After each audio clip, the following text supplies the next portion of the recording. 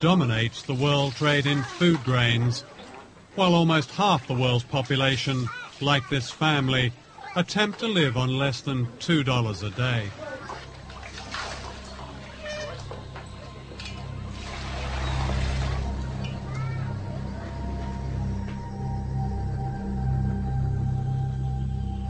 What do you say to those 17 million people who call for a complete, and I repeat, complete cancellation of debt as the only way to lift the huge number of poor people in the world out of poverty?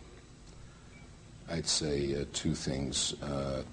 First, what will lift people out of poverty is not cancelling their debt, but what policies their countries pursue, whether they educate poor people, whether they give them health. And so the question, and then what sort of economies they try to run. Do they integrate them into the world economy, or do they run corrupt economies? Those are the primary determinants of how well countries will do. That is the answer to what determines whether people get out of poverty. It can be done. It has been done. Should we cancel the debt? Canceling debt is one way of giving resources to poor countries. Mm-hmm. What I'd like to see is a much greater flow of resources to poor countries. I'd like to see the markets of the industrialized countries opened so that these countries where people are poor and can produce agriculture are able to export. That's what will get them out of poverty. The statement debt relief is the only thing that will get them out of poverty is wrong. It would help, provided it is accompanied by a whole set of other measures. But surely debt, even in one's own life, and especially a poor person's life, is the greatest cause of real poverty. No. And when you have a country devoting half its budget to paying off a debt, when you have the poorest countries in the world sending out millions of dollars into the rich world, surely as a priority, that debt has to be either relieved substantially or go altogether. Doesn't that make it just seems common sense to me? If I got that wrong? Yeah, you've got it wrong. Oh, let me explain. Okay. First of all, you are indebted, and I am indebted, and I would not be better off if I asked somebody to come and cancel my debt, because I'd never be able to borrow again. And debt is a normal way of borrowing in order to do things, purchase goods, invest, when you don't have the resources, and they'll generate an income and you'll repay. So the notion that all debt should be canceled is a bad one. Financial systems operate on the basis of debt that is paid. The Human Rights Commission of the United Nations, in a very comprehensive report, said, and I quote, "The institutions of globalization have yet to seriously address the issue of human rights in a democratic fashion. Globalization has caused global conditions of inequality and discrimination." What's your response to that? I simply can't respond because I have no idea what evidence they're referring to. Globalization has caused discrimination? I'd have thought it was the opposite. I'd have thought that... No, for instance, they singled out workers in third world economic processing zones. Again, part of a prescription, may not be IMF prescription, but certainly part of a global prescription, in which it said these workers were prey for exploitation, and because unemployment, for instance, they mentioned Indonesia, had been forced down by the so-called economic crisis of the late 90s, their human rights were lost. No, Indonesia grew as a result of integrating into the global economy from the 60s on, and incomes in Indonesia rose. It was a dictatorship.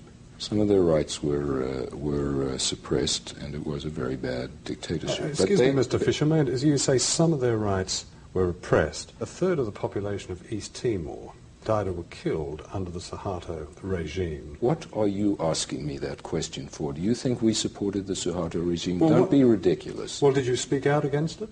Did your institution, the IMF, speak out? The World Bank didn't.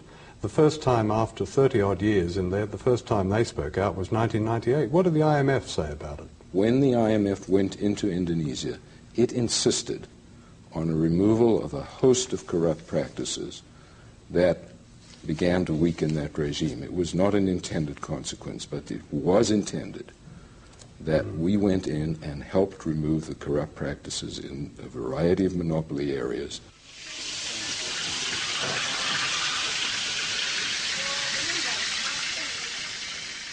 And because now the government, as recommended by the IMF, has already cutting off a lot of subsidies, not only oil and electricity, but also water and education and subsidies and agriculture. So it means that the workers, if they have sons or daughters, they have to pay more if they want to put their children to school. Before, of course, people eat 3 meals a day, but now they have to also make efficiency. So they eat, instead of 3, they eat twice a day, and or they reduce the quality of the food. So that's why maybe the level of productivity is getting lower, because people are getting poor and getting tired, and if you are tired, you cannot work properly.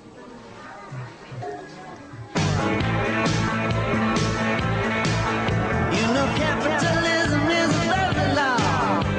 It don't count unless it sells. When it costs too much to build it at home, you just build it cheaper someplace else. Well, it's down on the union and was made in the USA. 2 years ago, thousands of protesters from all over the world converged on the American city of Seattle, where the World Trade Organization was meeting. This was news because it happened in America. And yet throughout the world, in Africa, Latin America, Asia, a deeper movement against globalization has been growing for years, but this is not considered news. On every continent, millions of ordinary people have protested against the power of the IMF and the World Bank and the imposition of Western power. People have marched and petitioned against privatization, against selling off their water, against turning their farms into suppliers for the dinner tables of the rich. Now the protests have spread to Western countries, from Seattle to Melbourne, London to Genoa. The coverage of these events follows a pattern.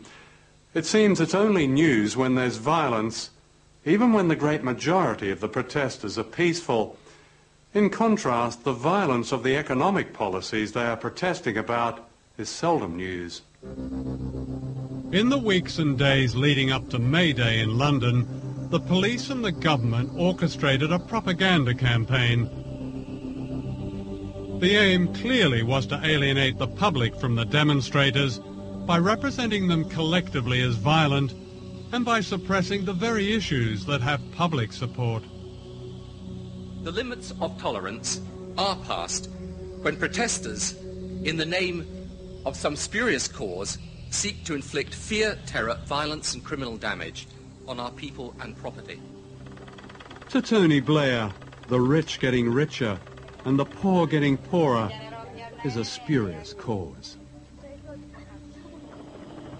When May Day came, 6,000 police turned part of London's West End into a giant detention camp. I think the issue of violence, which we're constantly asked about, is our main way in.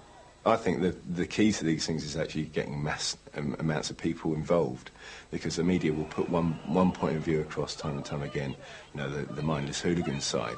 But when you think about the mass redundancies, the poverty, the starvation, the literal raping of a country through third world debt and what have you, that is violence on a huge scale. It's genocide.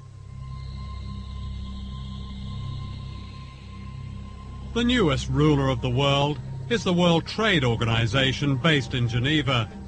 The Economist magazine calls it an embryo world government, and yet no one has voted for it. The effect of its policies